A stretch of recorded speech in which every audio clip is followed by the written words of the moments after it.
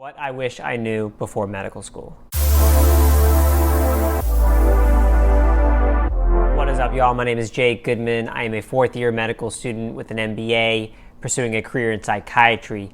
I have grown a platform of around 1 million people between TikTok and Instagram on a mission to inspire future doctors and advocate for mental health. I'm new here to YouTube, and I want to jump on here and share with you guys the 5 things that I wish I would have known before medical school.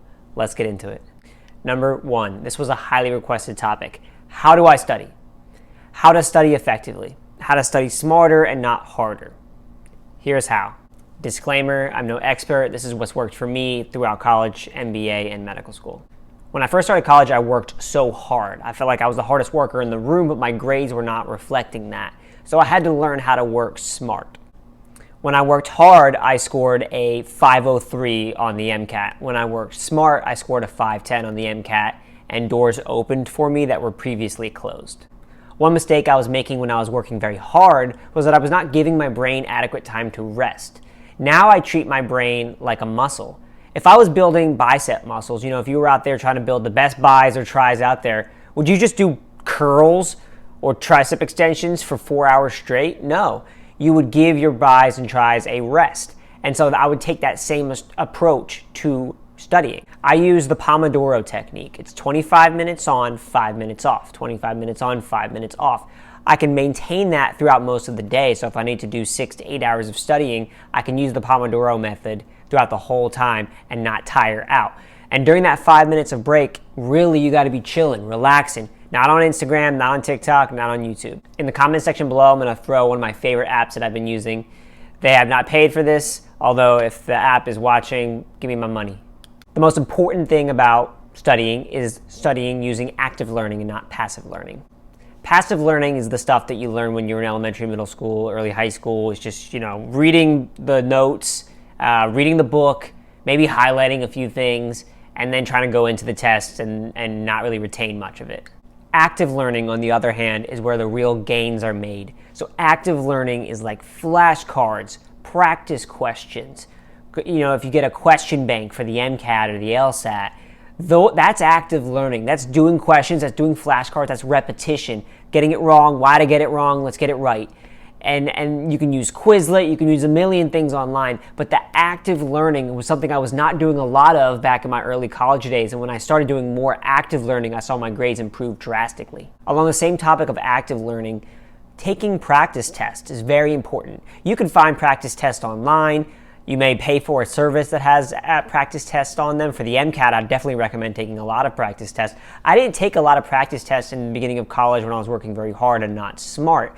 I also suffered from test anxiety. I would go into a test and, I would have a meltdown internally. And when I started doing practice tests, even the practice tests that were online at the time that I could find, I would simulate the actual testing experience so that when I went into the real exam, I was ready to go. I'll throw some resources that I've used throughout college and medical school in the comment section below. Let's get to number 2. Number 2, it's okay to change your mind. I came into medical school wanting to be a plastic surgeon, then I wanted to become a pediatrician, then I wanted to become a sports medicine doctor, an ophthalmologist, I thought about a neurologist, and now I'm a few weeks away from hopefully matching into psychiatry residency, one of the furthest things from plastic surgery. So how did I get here? I followed my passions. I followed what made me excited and gave me energy and made me happy.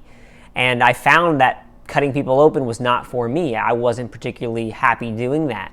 And I think it's hard to know exactly what you want until you experience it. So you may think you want to become a blank now, but when you actually see the day-to-day life of what the blank does, you may not want to do it. So try to have an open mind because you never know what you're going to find that you're most passionate about. Number 3, save that money. We're going to play a game right now. Guess how much debt I am in from medical school. Throw your best guess in the comment section below. Who's ever closest, I will let them know and they will win a prize. The prize will not be money because I am in debt. Look, y'all, medical school is expensive, very expensive. I took out loans, a lot of loans to pay for medical school. Unfortunately, that's the reality of the situation. A lot of people take out loans. If you have parents that are able to pay for it, that's amazing. If you saved up money and you're able to pay for some of it, that's amazing. I sold my car in college to get an extra whatever amount of money so that I could make a dent in my tuition. The money that I make off of social media makes a small dent in the tuition, but tuition is expensive. So my advice for you is to try to keep the debt as low as you can before you get to medical school. Because once you get to medical school, you don't want to have to start with 100 grand in debt. That's only going to add up. If you have the luxury of getting into more than one medical school, in my opinion, I think you should choose the medical school at the lower cost. However, disclaimer, if there is a huge difference in the prestige / reputation / opportunities of that school, of one school compared to the other, that's something to take into consideration. But if it's two relatively same reputation schools in the same sort of place, I would go for the cheaper one. Even if one was a little bit, quote, better, I would go for the cheaper one, the less expensive one, so that you can graduate under 150K of debt and not have the debt that I have, which is, throw it in the comments. Last thing I'll say about money, try to save money when you're in medical school. Try to stay on a budget. I know it's hard. Also, at the same time, you don't want to live to the point where you're, gathering pennies to afford lunch. Live, but know that every cent is not actually a cent. It might be a cent and a quarter when you look at the 7% interest rate or whatever that you have on your loan. So just keep that in mind. Number 4, medical school was not as cutthroat as I thought. When I first got to medical school, I thought it would be one of those situations where they'd be like, look to the left of you, look to the right of you. One of you won't be there next year. Almost all of my class finished. And in fact, I don't know anyone that didn't. There may have been a few people that pursued different careers and realized that medical school was not for them. But once you're in medical school, you're in medical school. I mean, it is possible to fail out, but it's a very cooperative environment. There are people not gunning to take you out, to get higher grades than you, and I'm sure there is. But people don't really talk about it. Everyone wants to do as well as anybody else. People share notes. People do study groups together. At least from my medical school, it's not as cutthroat as I thought. It's more fun than I thought. You get really good friends that are passionate about some of the same things you are. You'll make lifelong friends here. And it's not like some other professions. I know maybe law school has this reputation of being very cutthroat, being top of the class. I think I'm going to graduate middle of the class. Totally fine. I mean, there's not a problem with that. I think top third, bottom third, that stuff doesn't matter as much as you think. Number 5, last but not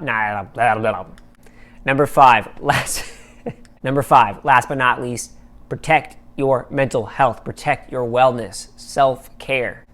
It's very easy to lose yourself along this journey, studying 8 hours a day, 10 hours a day, 12 hours a day, stopping your hobbies. You don't want to do that. You want to maintain your hobbies. You want to maintain your friendships and call your parents, call your siblings, keep in contact with people.